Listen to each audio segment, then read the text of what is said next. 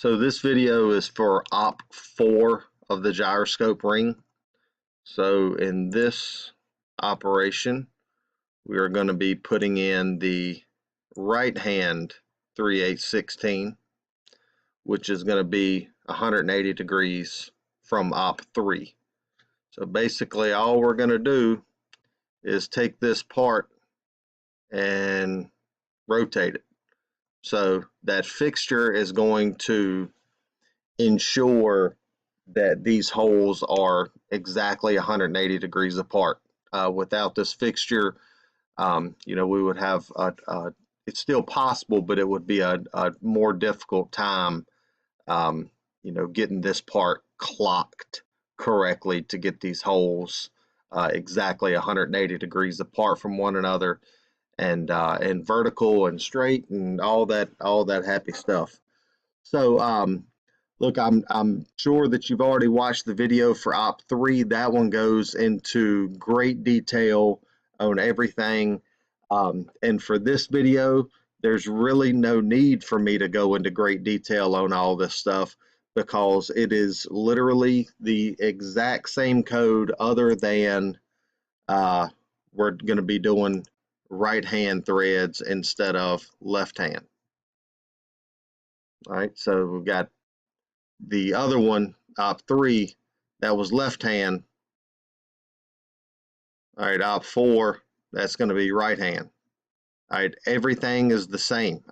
Using the same tools, using all that good stuff. It's pretty much identical. I did put on this one estimated setup time 15 minutes. I don't think it's going to take you very long, especially if you've already got the tools out and set up and all that good stuff. From 3, I'm thinking 30 minutes to completion. It's not going to take you long to punch this last hole. Here's your program number, all that good stuff. And let's see here, using the same fixture. When you flip this, you're going to have to go through and reset your X, Y, and Z again. Now, your Y is going to be really close to what it was. And I mean, I would be surprised if it was more than 2 or 3 thousandths difference. You definitely still need to pick up the Y. I wouldn't let anybody tell you otherwise. I would definitely pick up that Y again. X, obviously you're going to have to pick up that X again. Your Z should be the same, but I would pick that up again as well, just to be 100% sure. All right, so I've got right here, OP4 is nearly identical to OP3, only you will be using a right hand 3/8/16 tap instead of a left hand tap. Consult OP3 setup sheet for more detailed setup instructions. And let's see, make sure that you've got that previous hole that we did in OP3, the 3/8/16 left hand. Make sure you've got that pointing down, right? Down towards the table of the machine. You will not be able to see that hole when you tighten it up with the vise. And G54 will be the center of the part in X and Y, and top of the part in the Z. Again, same thing here. Make certain that you've got these pins going to the left and right, not up and down.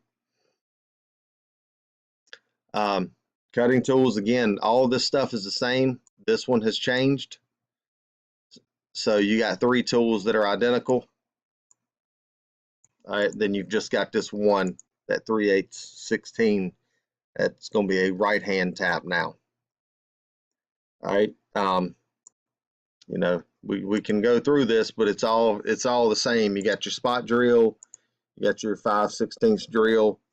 We talked about this last time in the last video, but we're going 3/4 deep. We are tapping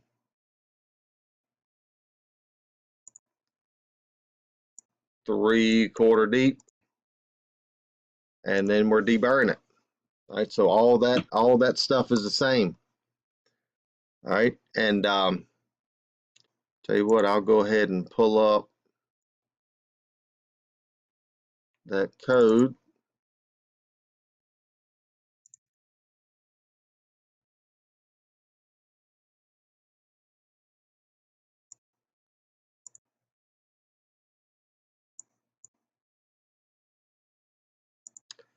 All right, so spot drill, see it's using a G81 cycle going to X0, Y0, going 70 thousandths deep.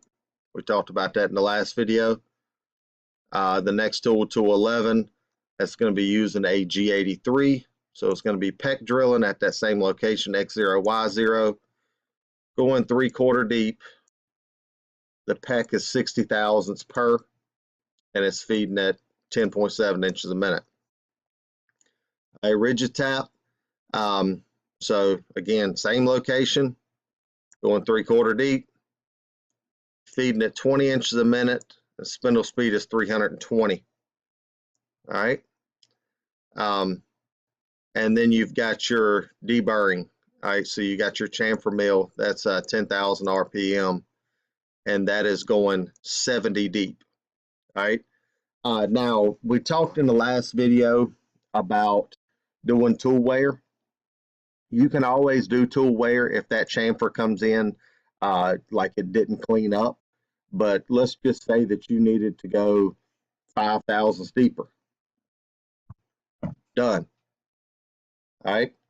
Let's say that you need more than that's like it was a 70. Let's say you need 10 more. Done. All right. It really is that easy. All right. And then after that, you're done. All right. I mean, really, really simple code. So got your note here, right hand tap side. Oh, and one other thing, when you're doing this out there on those machines, I guarantee you that there is going to be code that is already in the machine. Oh, do not use that. Do not use code that you don't know where it came from. Okay. Look, you could have had somebody in another class come in here and say negative 700. All right. That's not going to end well for you. All right. So do not trust that code. All right. Get it yourself. Upload it yourself. Edit it yourself. All right. Do not trust what other people have done. All right. So all that's pretty straightforward. Going back to the setup sheet, measure all dimensions when you still have the part in the machine. Same old kind of canned. Probably going to start putting that on every one of the setup sheets. Let's see here.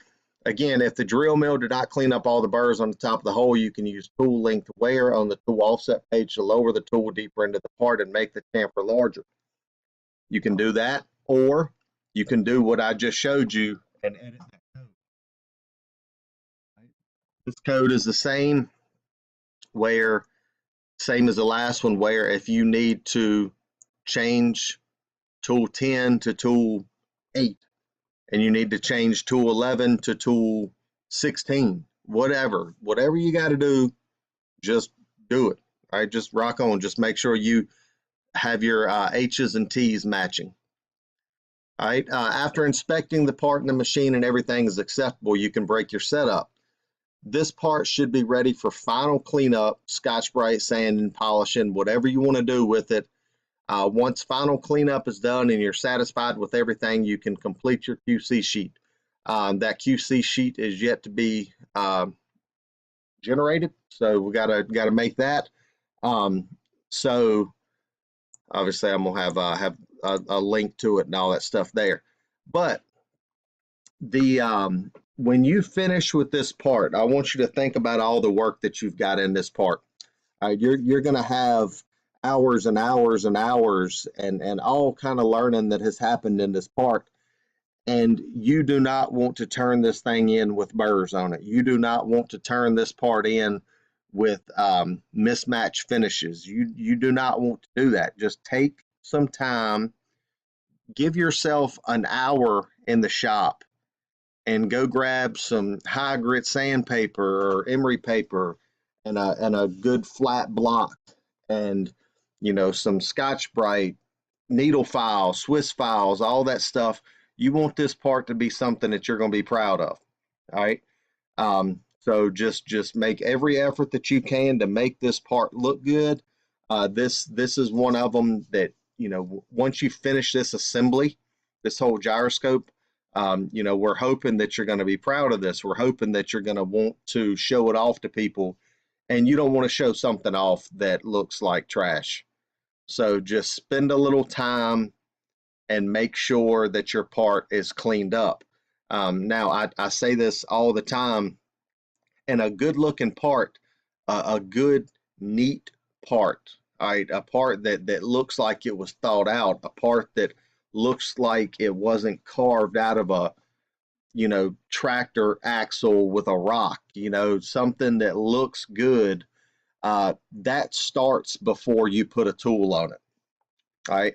You can't um, beat and bang this part all around and throw it in the bottom of your tool bag and use it as a wheel chock, and you can't do that and then expect to just polish it out at the end. All right, that doesn't happen. All right, so you have to take care of these parts as you're building them. All right, so you can't beat it all to pieces and then say, oh, Scotch Brite will get it out. It won't. All right, it's Scotch Brite doesn't really hide very many imperfections. In a lot of cases, it kind of makes the imperfections look a little worse, if you really look at it. So just be mindful of all that. Just make sure that you're taking care of these parts as you're making them. We want you to be proud of them. We want you to be happy with them. We want you to learn how to make a proper part. We don't know where you're going to go to work. All right. You may go to work somewhere where fit and finish is not a big deal. As long as the parts measure right, then they're right. But then again, you may go work somewhere where fit and finish, finish has got to be top notch. So we're trying to prepare you for that. All right, so that should do it for this part. So once you finish that, just again make sure you spend a good bit of time on your final fit or final finish, and make sure that this is a part that you're going to be proud of. Make sure you've got no burrs on it anywhere. You're going to have to spend a little time. We talked about in the last video getting these burrs off here and here. All right, and once you get those cleaned up, you should be good. Everything else should be done in the machine for you. You may have a few little sharp edges, like some of these spots here. It may be something that you just need to go over with some 600 grit paper or something. But either way, I hope this part turned out for you. I hope it turns out for you. And see you on the next one.